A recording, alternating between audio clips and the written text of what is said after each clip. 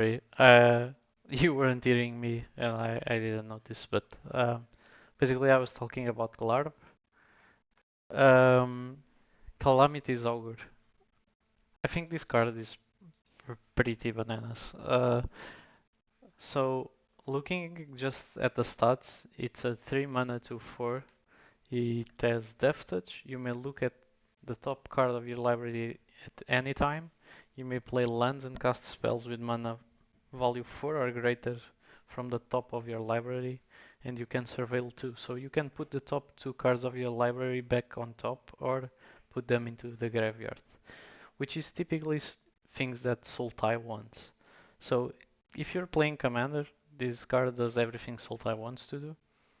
Uh, I'm not sure it's gonna be a Commander because partners are basically better at uh,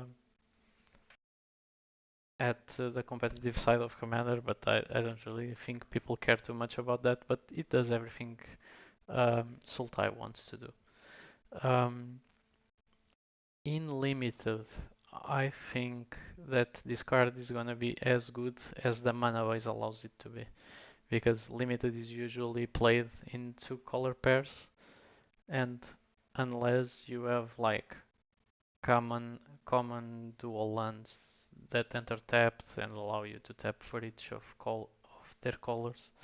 Um, I think this card is gonna be a bit hard to cast unless you have stuff in green that also taps for any color of mana.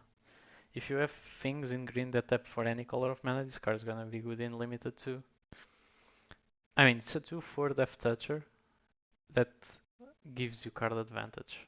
It's an amazing card in limited, I don't think. If you can cast this, you'll play it. The problem is if you are able to cast it or not, because it's three colors.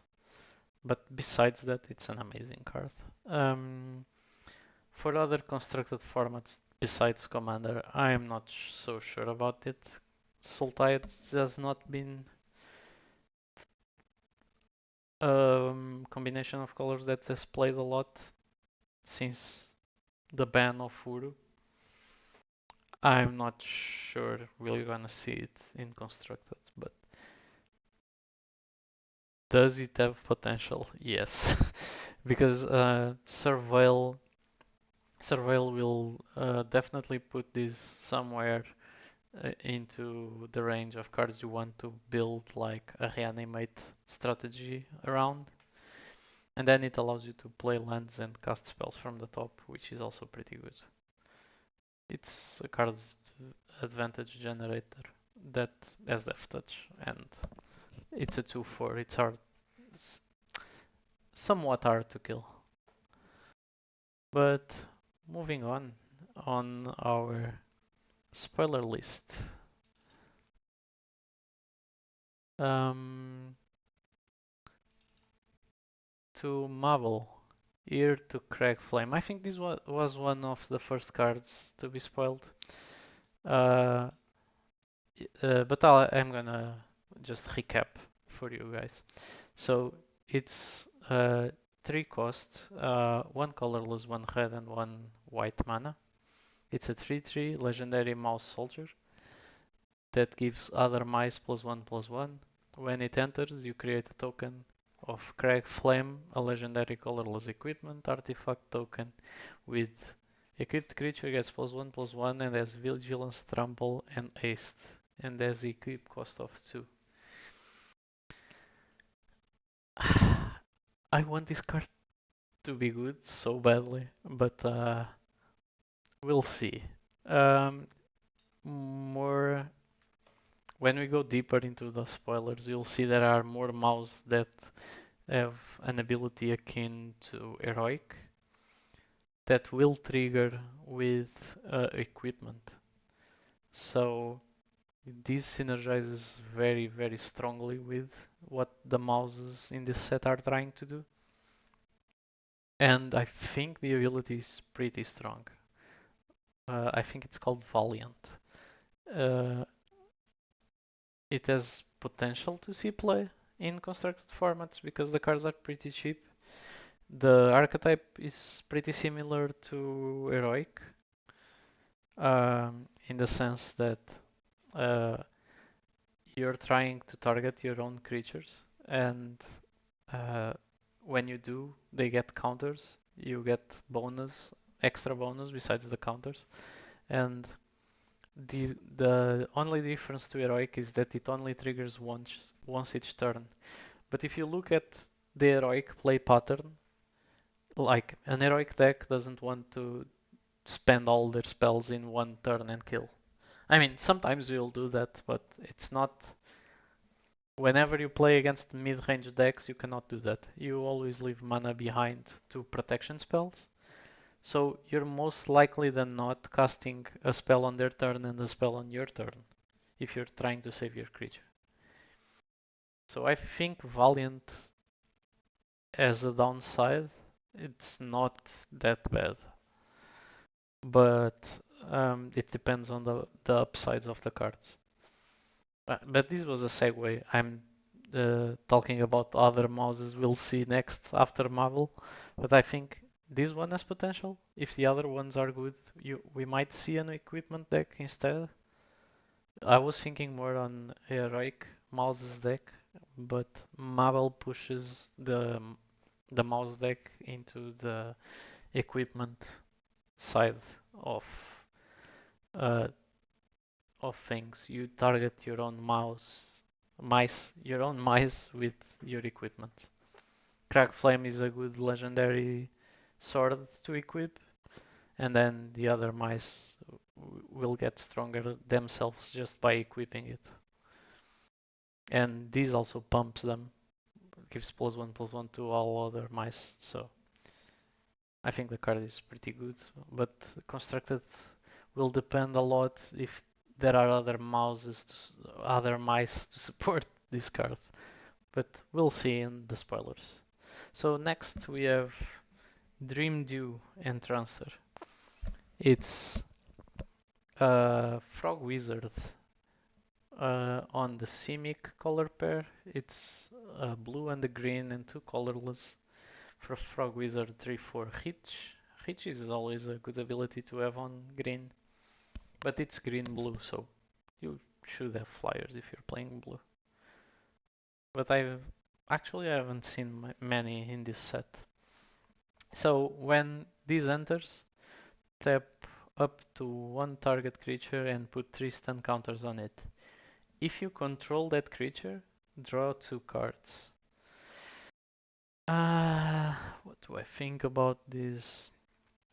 So let's see. If it is just a 3/4 enter, take a blocker out so you can swing with your creatures, it's not bad. And then it has an upside of being able to target your own creatures.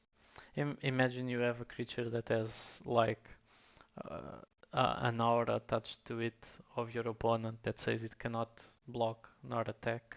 So you have a useless creature basically, and you can tap it, put three stun counters on it, and draw 2 cards. That sounds pretty good, a good deal to me.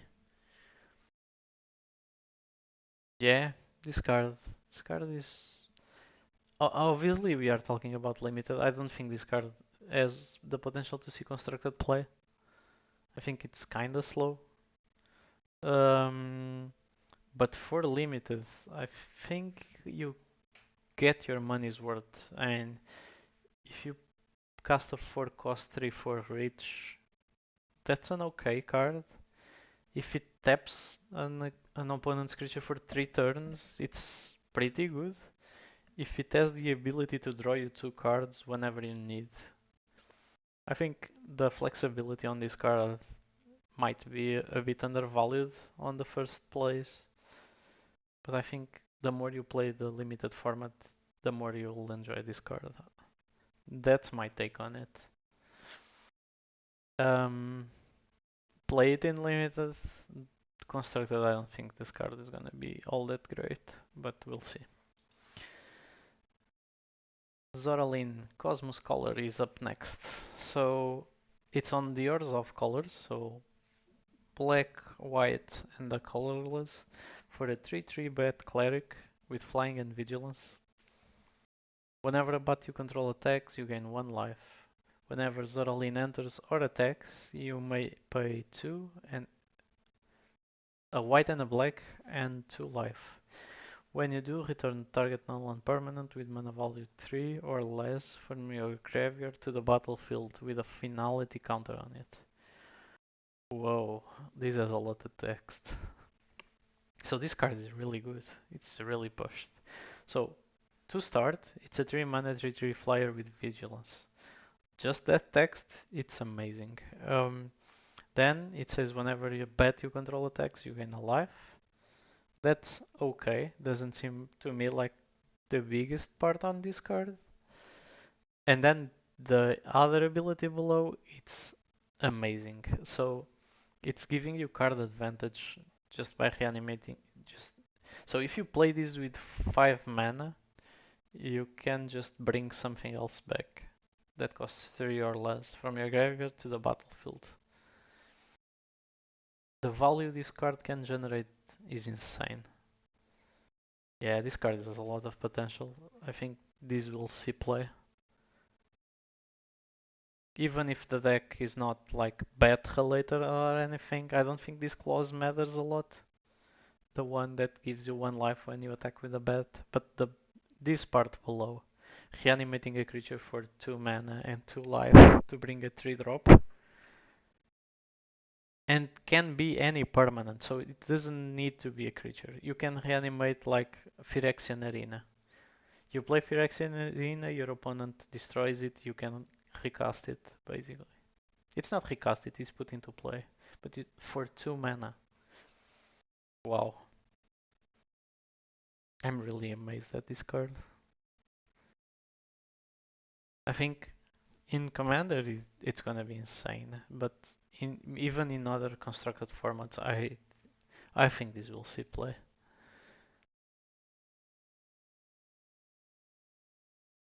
Yeah, I'm really impressed at this card.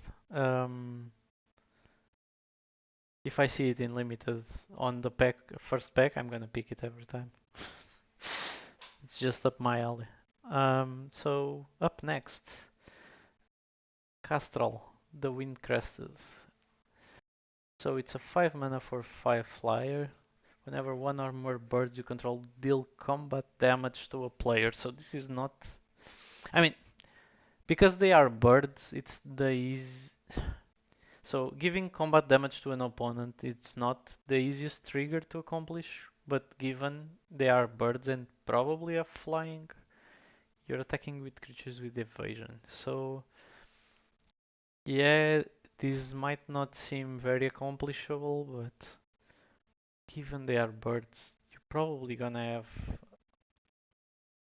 lines of attack unless your opponent is playing rich creatures like the frog we've seen previously. You might sneak in a bird. So whenever one or more birds, so this only triggers once a turn, um, you may put a bird creature card from your hand or graveyard into the battlefield with a finality counter on it. You might put a +1/+1 counter on each bird you control. Oh, that's a power boost. And draw a card. So you have 3 very good abilities. I think the best one of the 3 is the reanimate part, because it's something that blue white doesn't often have. Being able to reanimate your dead birds, it's pretty good. Draw cards if you don't have, it's good. But I mean, generally we would prefer to just get a creature, an extra creature. Unless, if you are very ahead on board, you just draw cards. Because you don't want to commit into a rot. And if you just snuck an attack and you think you need a power boost from that moment forwards, then the counters are okay. But I think this is also a win more condition. Because if you're able to attack through, then probably this is not all that relevant. I think this card is really good in limited. I don't think this will see constructed play because of the 5 mana cost and not doing much whenever it enters. Um, but yeah, I think the trigger is really strong. If you're able to hit your opponent with this consistently, it's gonna get out of hand real fast. Um, so next up, so Muera, Trash the Tactician. It's a Raccoon Warrior. So a Raccoon Warrior on Gruul colors. At the beginning of your first, it's a 2/4 with no abilities, static abilities that I see. So, but it has a lot of text, so let's get through it. At the beginning of your first combat main phase, add red or green for each raccoon you control. Oh damn, that that is amazing. So we had just let me just go back because I think we lost that on the recording. So this is not a raccoon, this is a badger. Ah, so this might be harder to pull off than what it seems at first sight. So for each raccoon you control, you get red or green mana. Then, whenever you expend 4 mana, you gain 3 life. Expand is a new mechanic that basically just says whenever you spend that much mana, you get that trigger. So, when you expend 4 mana, you get 3 life. Whenever you expend 8 mana, exile the top 2 cards of your library until end of turn you may play those cards. Okay, it's not without paying the costs. It's next turn though. Um, that's pretty good. So it gives you things to expend your mana on the following turn. Um, I think this card asks you from too much, unless you can build a Raccoon deck, which so far I don't think there are many Raccoons in the game for you to build that deck. But expend. Let's talk about limited for a second. If you just think that expending mana is what you do naturally, this is gonna gain you 3 life whenever you expend 4 mana. And you're probably gonna expend 4 mana every turn after you cast this card. Because you cast this on 3, on turn 4 you're gonna expend your 4 mana, you gain 3 life. So this life might win you races. That might just be good enough to be a limited powerhouse. Yeah, but it's a 2/4, which is not that big of a body. Nor it has any static ability that is relevant. I'm not sure. I'm torn on this card. I think it's okay. Yeah, where is an okay card? So let's go on to the next. Camellia, the Seed Miser. So it's our first squirrel of the spoilers today. Yeah. So it's on Golgari colors. And it's a squirrel warlock that has menace and it's a 3/3. And other squirrels you control have menace. Whenever you sacrifice one or more foods, create a 1/1 green squirrel creature token. Okay, that's pretty good. 2 mana forage. Forage is to forage, you exile 3 cards from your graveyard or sacrifice food. Okay. Put a +1/+1 counter on each other creature you control. Which each other squirrel you control. Oh, this card. This card seems amazing. I'm not sure if there are enough squirrels in the formats in which this is gonna be a card. I mean, I know Shatterfang is in modern, okay? Shatterfang is amazing with this, but I'm not seeing this with enough power to play modern but maybe. I mean, it has menace and gives other squirrels you control menace. Nah, Modern right now has so many high power cards that I don't think tribal cutesy things are gonna cut it. In Pioneer, I don't think there are enough squirrels though. In Standard, it will depend on this set on the following sets. But I think this card has so much potential. Yeah, I like Camellia a lot. And it's gonna be a limited bomb, for sure. Damn, I don't wanna face this card in limited. It's gonna be a pain. So, next up, Phineas, Ace Archer. So, Phineas, it's a green and a white for a 2/2 Vigilance Reach. Whenever Phineas Ace Archer attacks, put a +1/+1 counter on each other creature you control that's a token or a rabbit. Then, if creatures you control have total power 10 or greater, draw a card. So he doesn't put counters on himself, right?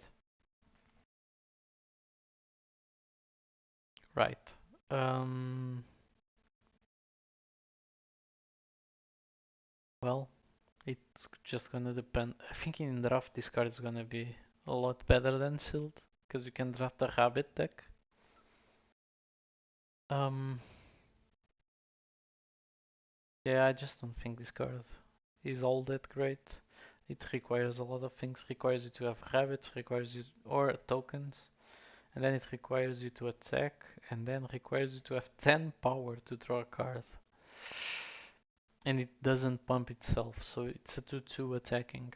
It's probably gonna trade off or die when it attacks. And if you have 10 power on your board, your opponent probably doesn't have an empty board, otherwise he was dead. Yeah, I'm not sure this card is gonna be all that good, but it has some potential, at least in draft. So, up next, Alania, Divergent Storm. It's a 5 mana 3/5 Otter Wizard. So, whenever you cast a spell, it's the first instance spell, the first sorcery spell, or the first Otter spell, other than Alania. You've cast its turn, you may have target opponent draw cards. If you do, copy that spell. I'm not too hyped about giving my opponent other cards to cast. Even if it makes copies of my spell, it must be a really good spell. Yeah, this won't see Construct play. I'm almost 100% sure. But in limited, let me think about this. I mean, if there are other others or like spells that you really want to double up, it might be worth it. But in as a as a rule of thumb, I don't think you want to be giving draws to your opponent all that frequently. Yeah, I'm not very high on Alanya. So what do we have up next? The first of the mentor cycle. So now we have 10 cards, one for each color pair, which are called mentors. This one is the tight color mentor. It's the Dimir one. It's a black and a blue for a 3/3 red wizard with menace. And Threshold. Threshold is back. So when this enters, if 7 or more cards are in your graveyard, return up to one target non-land permanent to its owner's hand. So it's a 3 mana 3/3 menace that sometimes will bounce a non-land permanent.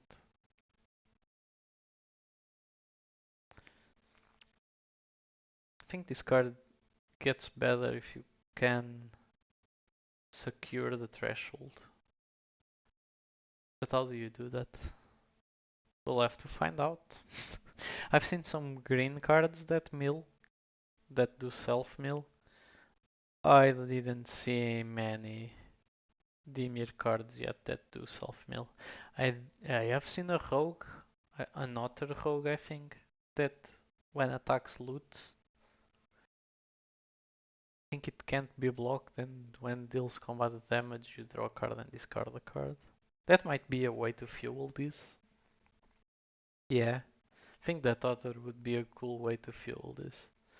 I think I think I need more information before evaluating this card. But it seems good. A 3 mana 3/3 manas, it's something you would play. So if you are on these colors, you're probably gonna play it. I'm just not sure it's all that good. But let's keep going on to the other mentors. So now we have Seedglaive Mentor. It's a mouse soldier, 3 mana, 3/2 vigilance aced. Wow, that's an amazing combo of abilities. With Valiant, whenever Seedglaive Mentor becomes the target of a spell or ability you control, for the first time each turn, put a +1/+1 counter on it. See, this is what I meant. The mouse, the mouses in the set have this ability, which is Valiant. And whenever they become targets of the first spell each turn, they get +1/+1 counter, which is kind of like Mentor, uh, kind of like Heroic, but the difference between this and Heroic is the restriction of the first time each turn. As I said before, most Heroic decks just play a spell on their turn and then they leave mana open to counter what the opponent is trying to do. Like, your opponent is probably gonna try to remove your creature or something like that, and this card becomes a lot better if you save it and get the counter on both turns. Um, this also triggers when you equip weapons, which is the synergy I was talking about with regards Mabel hero to Cragflame.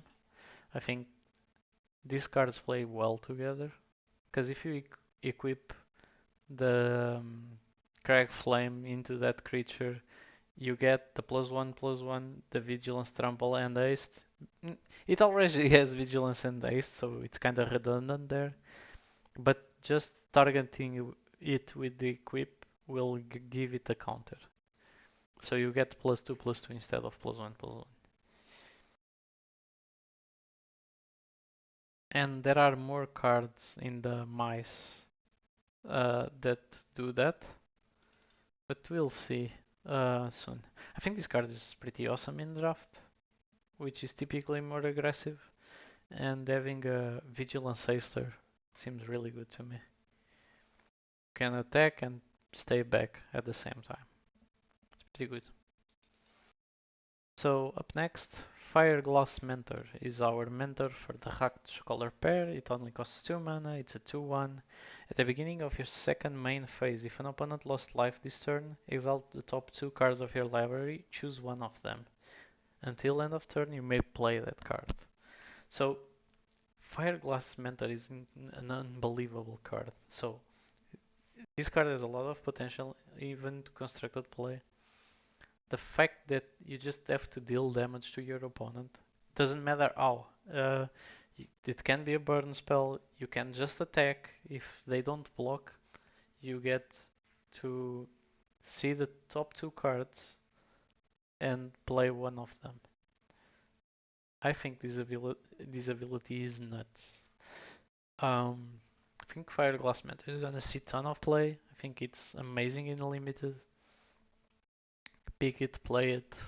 You'll have a ton of fun with this card. So up next on the mentors, we have Starseer Mentor, which is yours of color pair mentor. It's a Bat Warlock with Flying and Vigilance, is a 3/5. At the beginning of your end step, if you gained or lost life this turn, You gained or lost life. Doesn't matter how much. Your opponent, target opponent loses 3 life unless they sacrifice a non-land permanent or discard a card. Damn.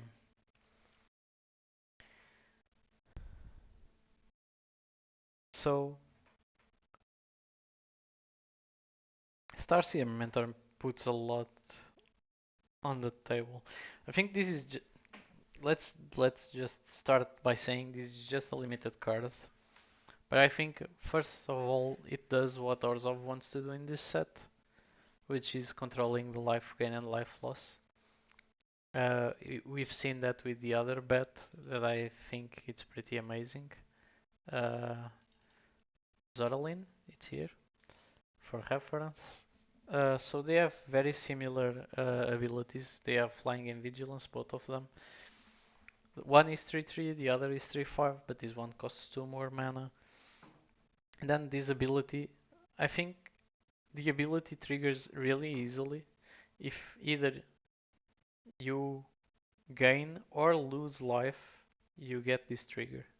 So if your opponent attacks you, you will get to trigger this.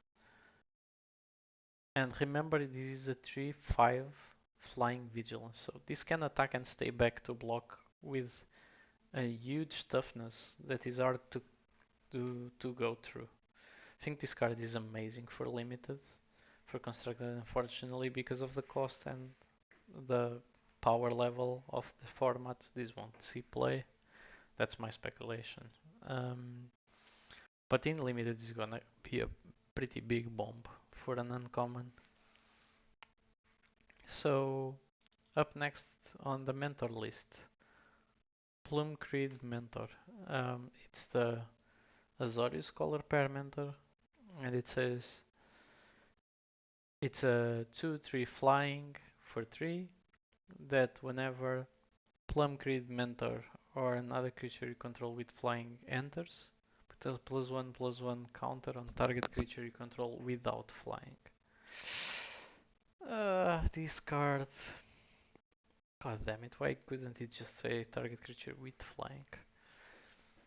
Because it could just put the counters on itself.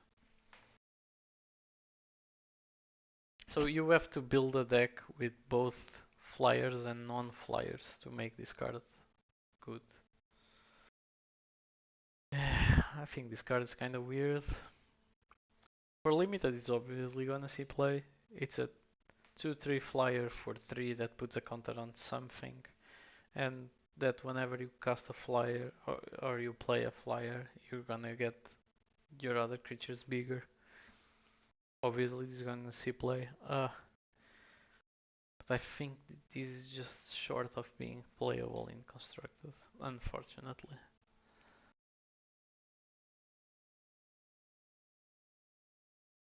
So up next, we have the Simic color pair mentor, and it's a 4 mana 4/4 rich frog druid that has an ability 3 mana exile another target creature you control, then return it to the battlefield under its owner control with a +1/+1 counter on it. Activate only as a sorcery. Okay, so let's see. This card is good with enter the battlefield triggers, which kinda synergizes with the rare cards on the color pair. Looking at you, Dream Dew and Transfer. I think if you can blink this, the card just rises up in value. Um, the fact that it's only at sorcery speed makes it a little bit worse because, you know, sometimes these effects can be used to save creatures from removal, and you can't do that with Lily Splash Mentor. Mm, even then, it's a 4/4 reach for 4 that can make your creatures go bigger. Yeah, I think this card is alright. If you have a lot of Enter the Battlefield triggers, it just goes up a notch. It becomes a lot better. So, I think I've shown so far 6 of the mentors. Are there any more spoiled already? Let me check. I don't remember if there were any more mentors spoiled. I think there will be one of these. Oh, there's two more that I didn't show. So let me just. And these two are really good. So we have the Gruul Mentor, which is Wondertail Mentor. It's a green and a red for a 2/2. Whenever you expand 4, put a +1/+1 counter on Wintertail Mentor. So whenever you spend 4 manas, it gains +1/+1. And it taps for red or green. Oh, this card is nuts. So you have a mana dork that basically solves the issue that mana dorks always had. That is, it's being a very bad card late game. By the virtue of just if you cast this and you cast something else after it, it gains as a counter on the same turn it enters. And then imagine you play this on turn 2. If you tap this to play a 4 drop on turn 3, you're already ahead on mana compared to your opponent because you have this generating one more mana. You're also gaining counters on it for playing your 4 drop, which is something you already want to do. And it's a Raccoon Bard, which is relevant. Raccoons, as we've seen on the rares, have some synergies with one another. Yeah, I think this card is pretty good. In limited, it's gonna see play 100%.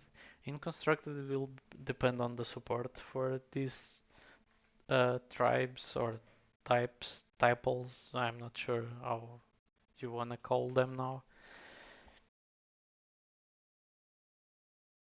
Yeah, I think this card in limit is gonna be amazing. Up next, the other one I forgot, it's Stormcatch Mentor, which is a Hotter Wizard, one more Hotter Wizard.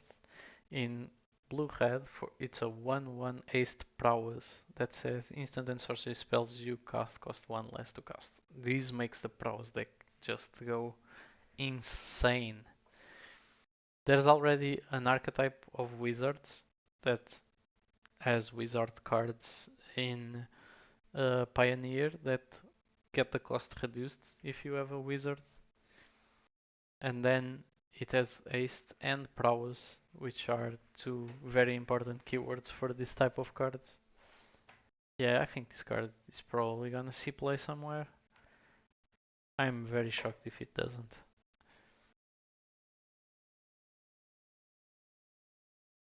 And authors, I haven't seen yet synergies with others. Now let's go to the commons. There's a slot in the commons that have 5 hybrid cards. So let's show them.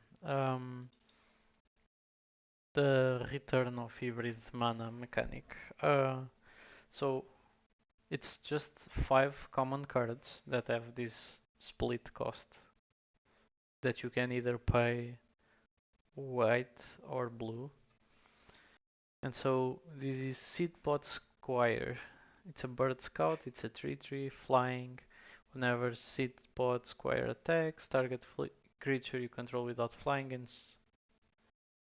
+1/+1 until end of turn. Okay, so it's once again the mechanic that buffs your non-flyers. Okay, this seems pretty good, works pretty well with the mentor. If you have both, you should be pretty happy.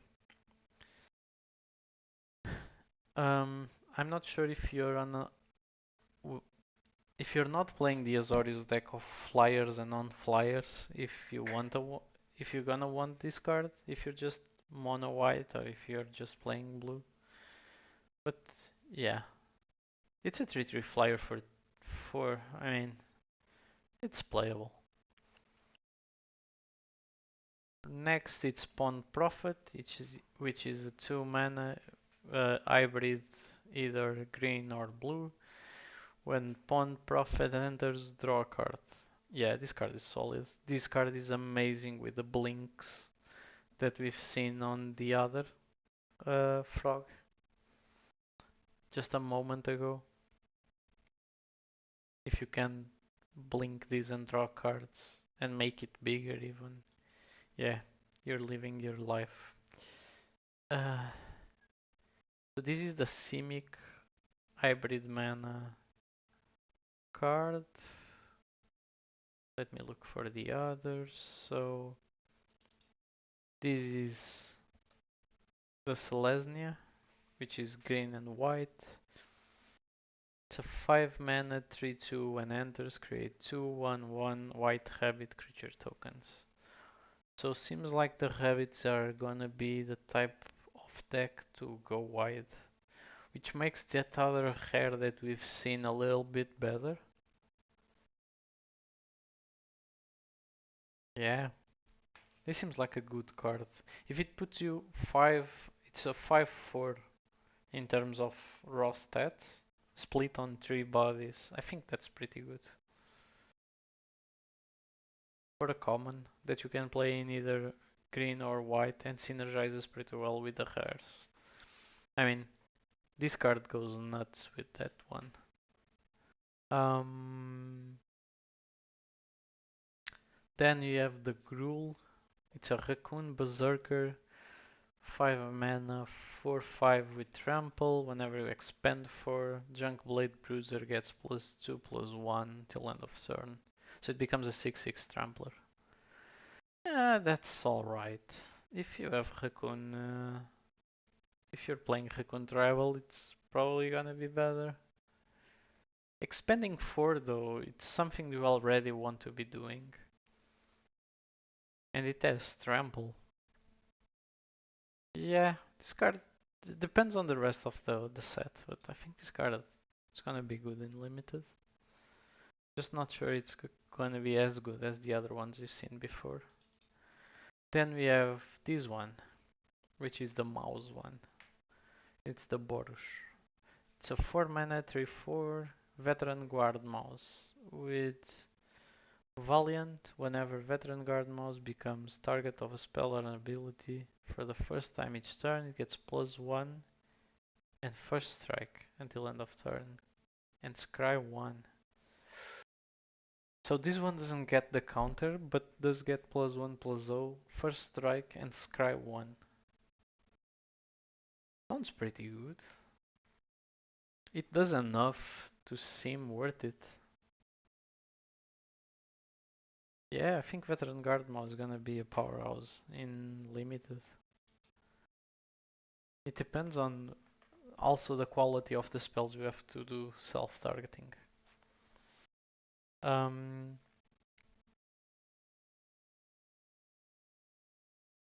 oh, I thought there were just 5 hybrid cards. Maybe I was wrong. I think they are 10. So next on to the Golgari one. The beginning, it's a 3 mana 2/3. At the beginning of combat on your turn, you may forage, which is exile 3 cards from your graveyard or sacrifice a food. Whenever you forage, put a +1/+1 counter on Corpse Berry Cultivator. Uh, I'm not sure if foraging is gonna be this easy. I think the other Hare Squirrel that whenever for you forage you create a 1/1 and then put +1/+1 counter on every squirrel. That one is amazing. This one I'm not so sure. It might be okay. It might be okay. But you have to be deep into these colors and what the squirrels are doing for this to be good, I think. I don't think you're gonna pick this card very highly. It's something that you pick when you're already deep into the Simic Golgari Squirrels deck. So up next, Cindering Cutthroat. It's a 3 mana 3/2 Lizard Assassin. When enters, Wait, what? Cindering Cutthroat enters with a +1/+1 counter on it if an opponent lost life this turn. Okay. So like if you play it post combat it's already a 4/3. 2 mana, Cindering Cutthroat gains menace until end of turn. Yeah, this seems alright. 3 mana 4/3 in these colors is already pretty big. If it can gain menace, it goes bananas in limited. Then we have Tempest Angler, which is an Otter Wizard, 3 mana 2/2. Whenever you cast a non-creature spell, it gains a +1/+1 counter. It's very similar to Spellgorger Weird. Seems like Prowess is what Izzet is doing on this set, so this card's gonna be good for sure. In limited, obviously. Um, Mind Drill Assailant is the Dimir one. It's a 4 mana 2/5. As long as there are 7 or more cards in your graveyard, Mind Drill Assailant gets +3/+0. So wait a minute, if you have 7 cards on your graveyard, this is a 4 mana 5/5 on Dimir. 3 mana Surveil 1. This card is insane for limited.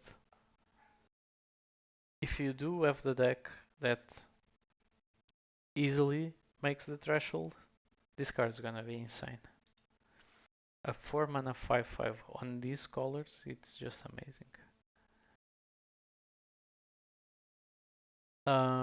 The last card, it's the Orzhov one. It's a Bat Cleric 2/3. Whenever it's a 3 mana 2/3 Bat Cleric with flying. Whenever Moonrise Cleric attacks, you gain 1 life.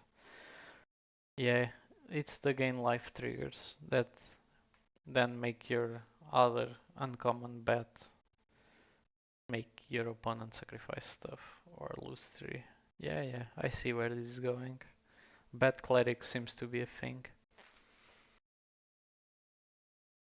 Attacks you gain life. Yeah, the card on itself is not very exciting, but it is a 3 mana 2/3 flyer, which on itself it's pretty good. Then it's a bat, and has all the synergies of the bat cards, and it's gonna be a pretty strong card in limited. So let's go back to the more exciting cards of the set. So we have the 3/3 city.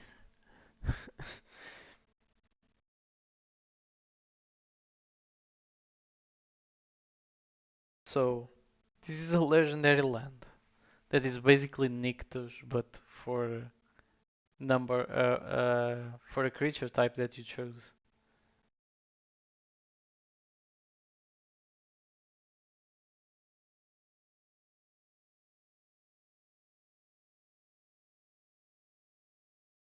And it's for the color you want. So imagine you have like a Merfolk deck and you can give red mana just because. I was expecting that it said something like you can give mana for any color of tho of those creatures. So like if you had like green and imagine you had an elves deck and you had like green and black elves, it would allow you to choose if you wanted green or black mana. But no, you just choose a color. Do it. Get the mana of the color you want. You want purple? You can give purple mana. Go ahead. They won't stop you.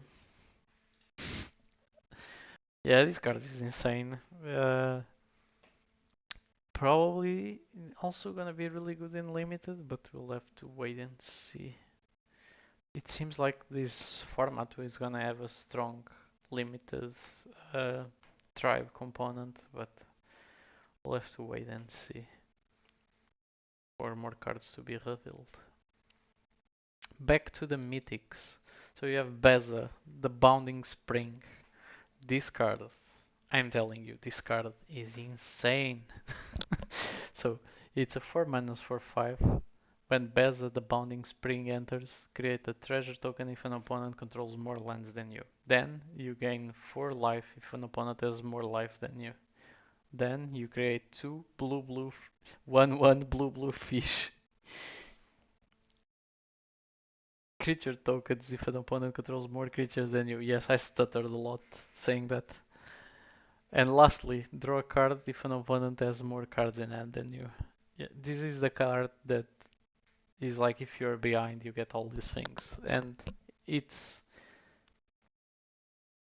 it whenever an opponent. So if in Commander, if each opponent has one of these things more than you get all of them. Yeah, this card is gonna be a Commander staple for white. Um, I'm not sure if it's gonna be all that good in constructed formats besides Commander, but it makes me really excited for white. Finally seeing the kind of cards they developed for giving white an identity. I really like Beza. I think this is the direction white wants to take. Um, Next, Maha. It's Feather's Knight. It's a 5 mana 6/5 flying trample. Elemental bird with ward, discard a card. Creature your opponents control have base toughness 1. So all the creatures your opponents control have toughness 1. This makes blocking a nightmare. And besides that, this is a 6/5 for 5 mana that has flying and trample and a ward that is relevant. This card is insane. It's gonna be a nightmare to deal with in limited, that I can tell you. And then, well, we'll see if it brings something new to constructed. But it has some potential. Um, After Maha, what do we have? Um, Let me look for more cool cards. We have Warren War Leader. So it's a 4 mana 4/4 for a Rabbit Knight with Offspring 2. It's the first time I'm showing this mechanic. So Offspring 2 is you pay the 2 mana.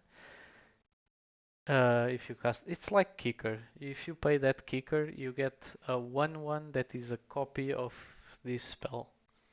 And Warren War Leader says also, whenever you attack, choose 1. Create a 1/1 habit that's stepped and attacking. Attacking creatures you control get +1/+1 till end of turn.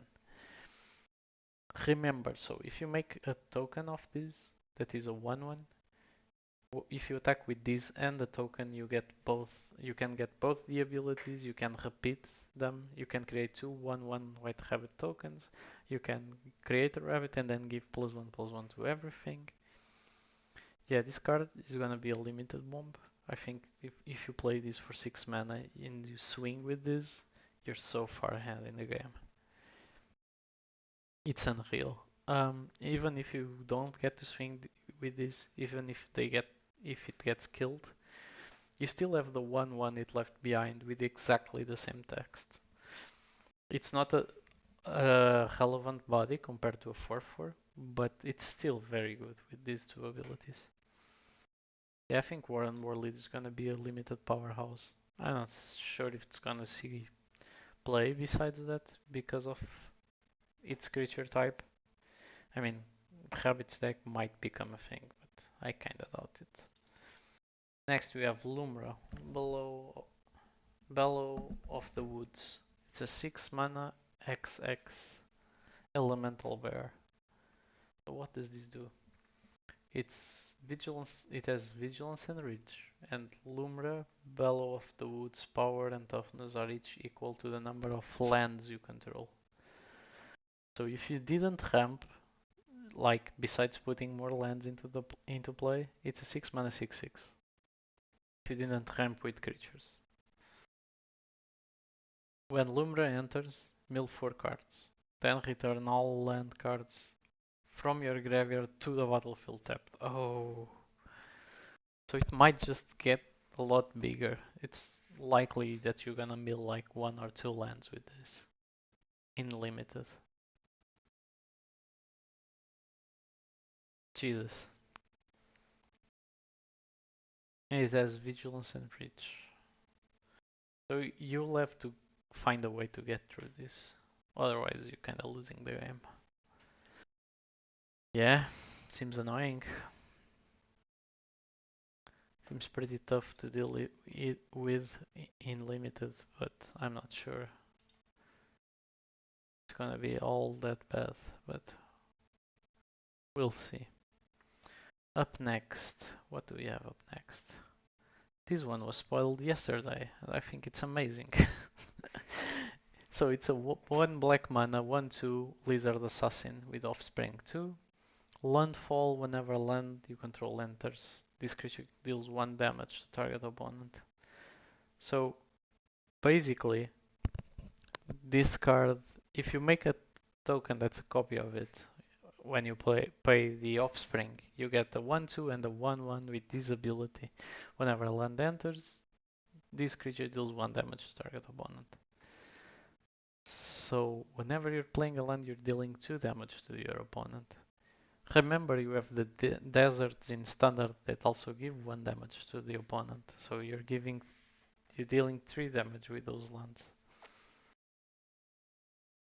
And you already had a deck that is like making triggers of lands entering the battlefield. This is just a game ender in that deck. If you run 4 of these on that deck, it's just gonna be nasty. I think Iridescent Vine Lasher is gonna be a powerhouse in Constructed. I think this ability with Scape Shift and other cards is just gonna be insane. In Limited, the card is pretty good. I'm not sure it's gonna be all that great, but we'll see how the format shapes out. But if you do pay the Offspring and all the lands you play after the third one are getting this trigger and you get 2 bodies out of it, I think it's pretty nice deal. But it's a more aggressive deck.